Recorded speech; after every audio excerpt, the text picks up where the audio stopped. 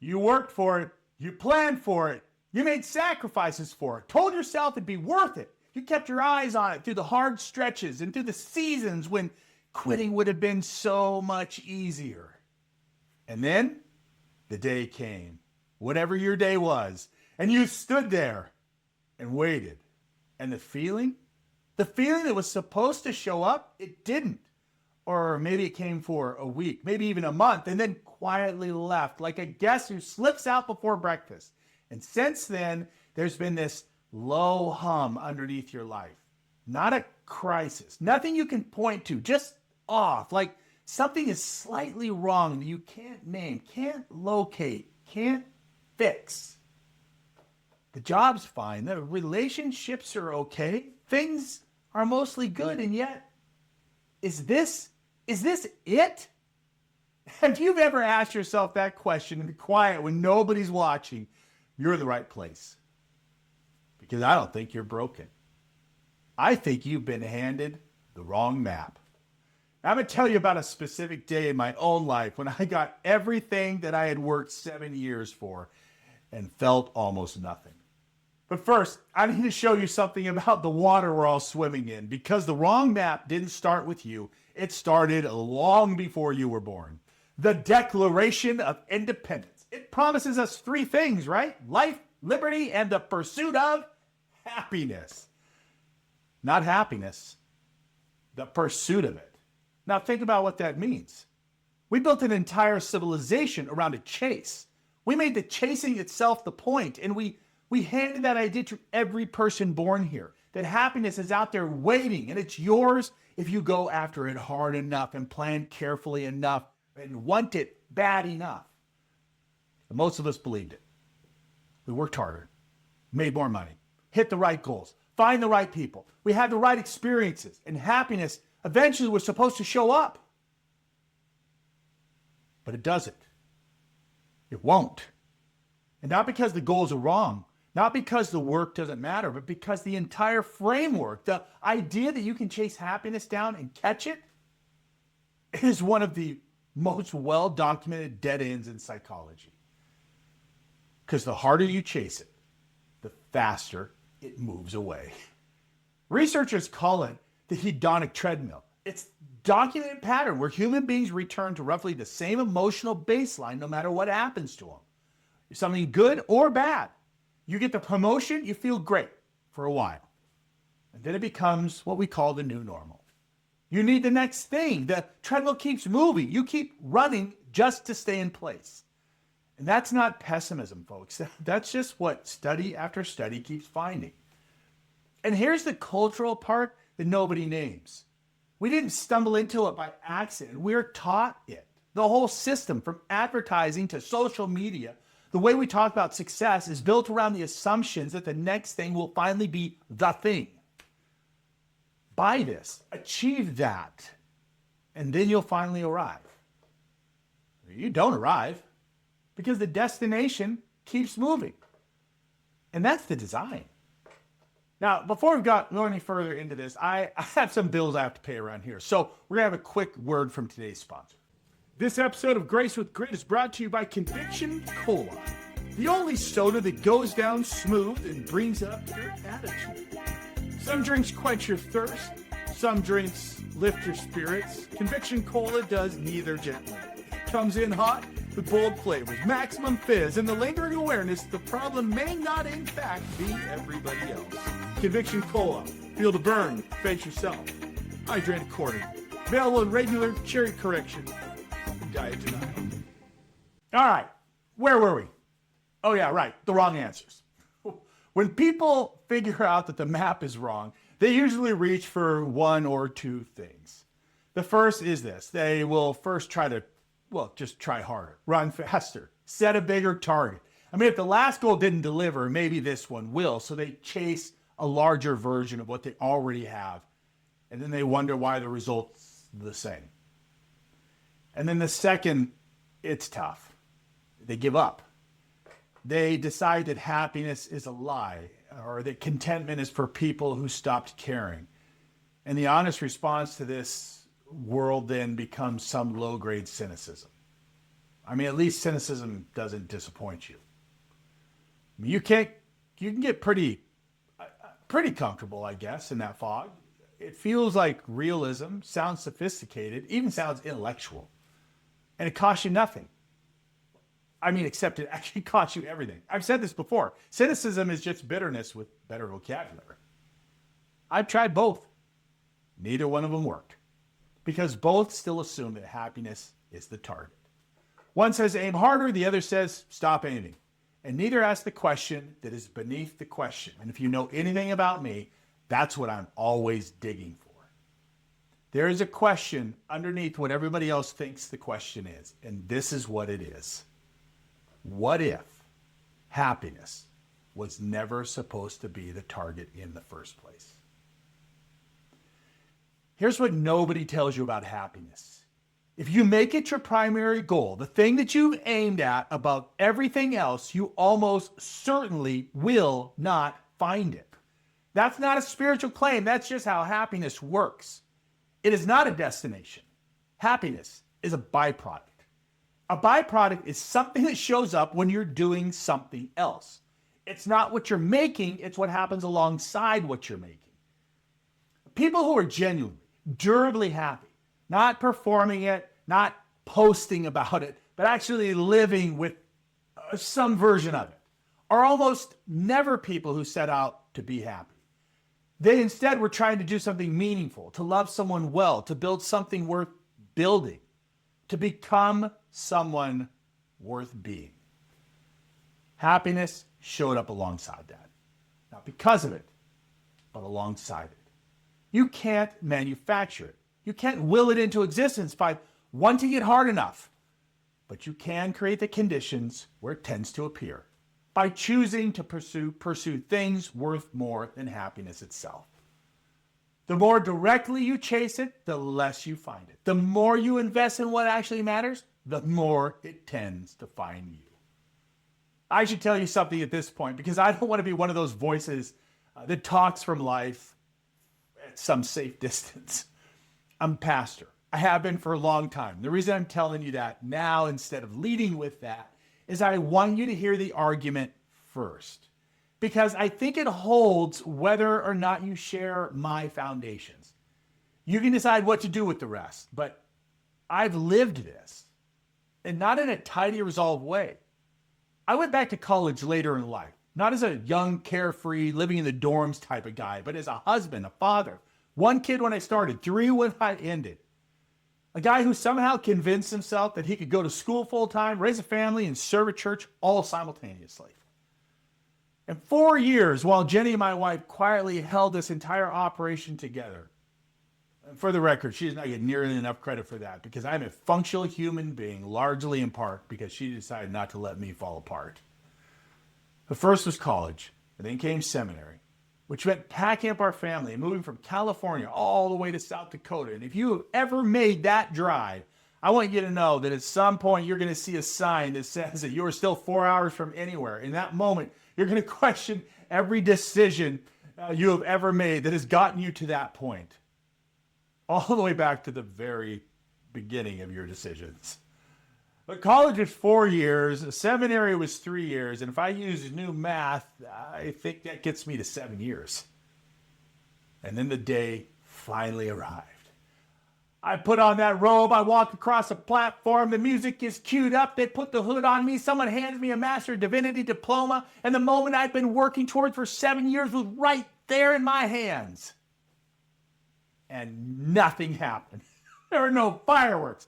No voice from heaven. No raise waiting for me in my inbox. No opportunity materializing at the bottom of the stairs.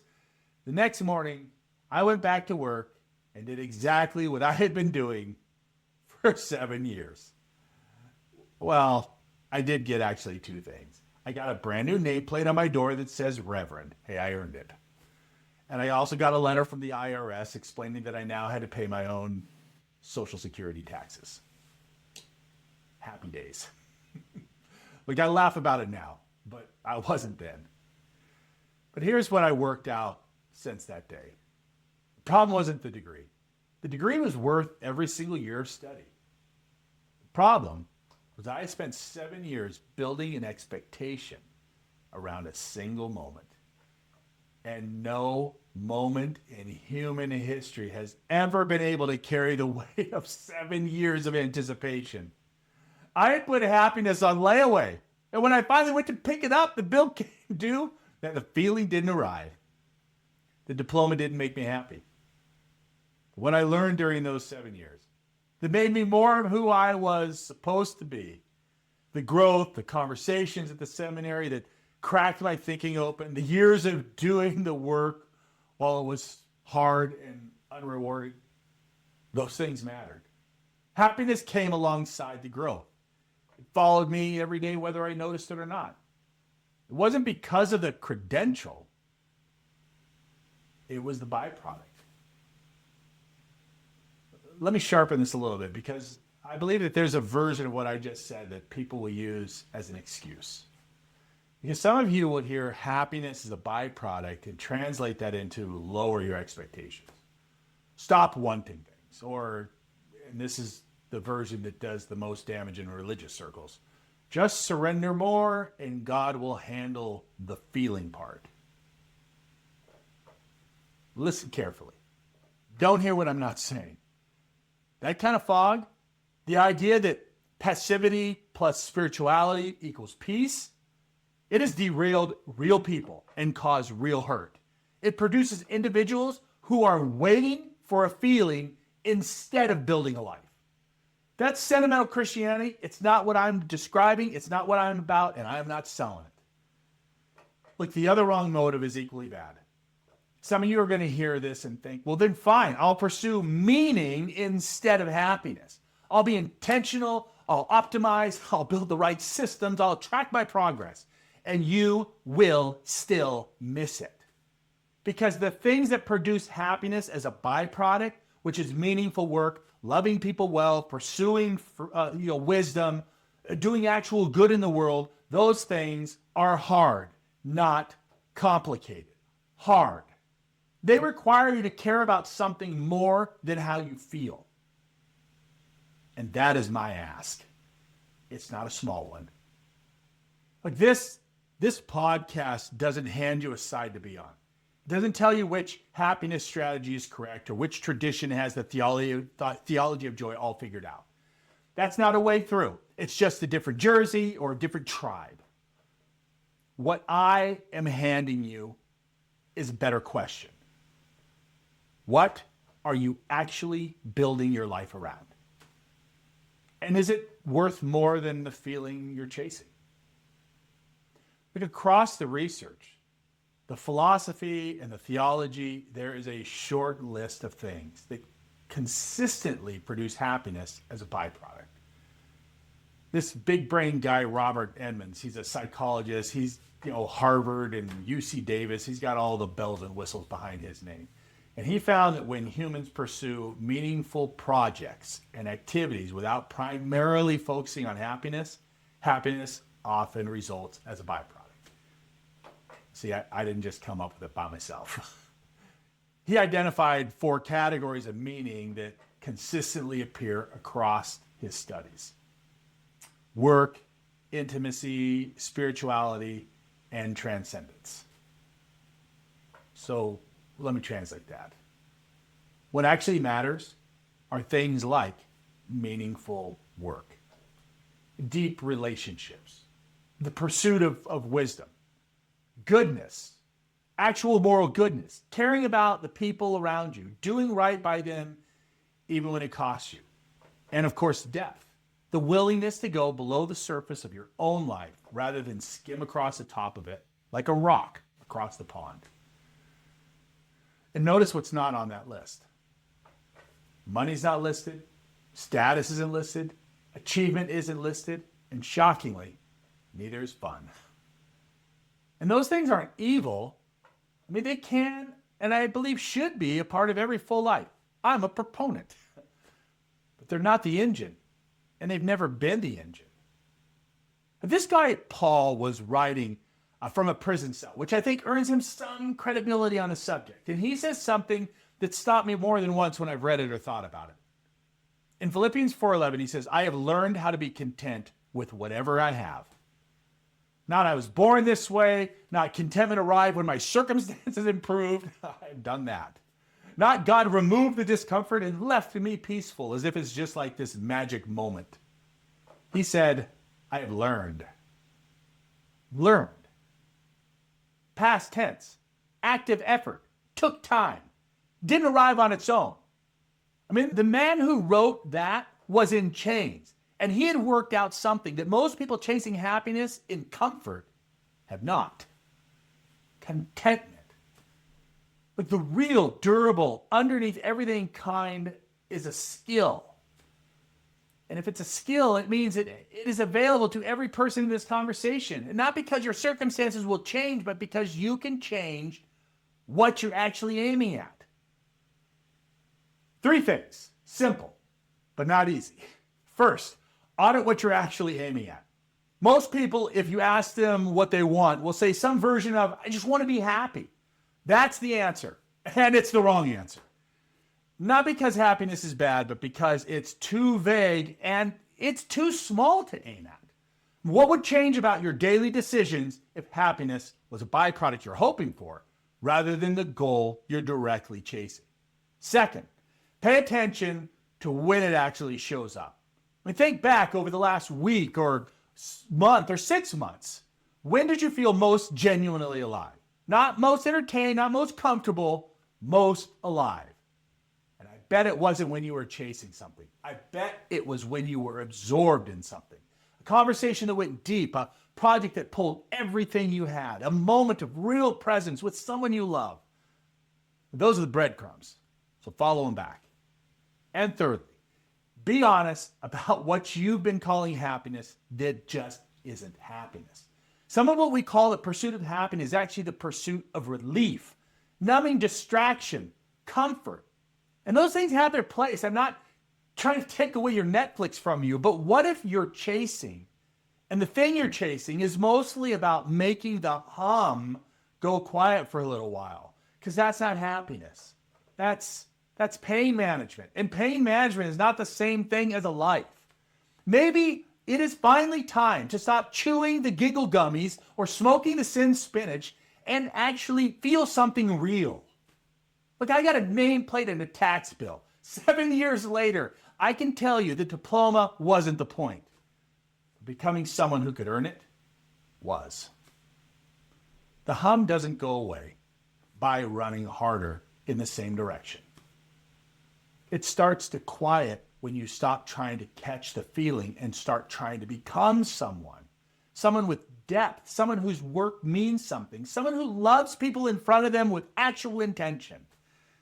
Don't chase happiness. Pursue what's worth more than happiness and let the rest find you. But think clearly and live faithfully. There are hard things all around us. And the question isn't, will it get to me, but what will I become because of it? Let's navigate this together with grace and grit and come out hopeful. Grace with grit. I'll see you guys on the next one.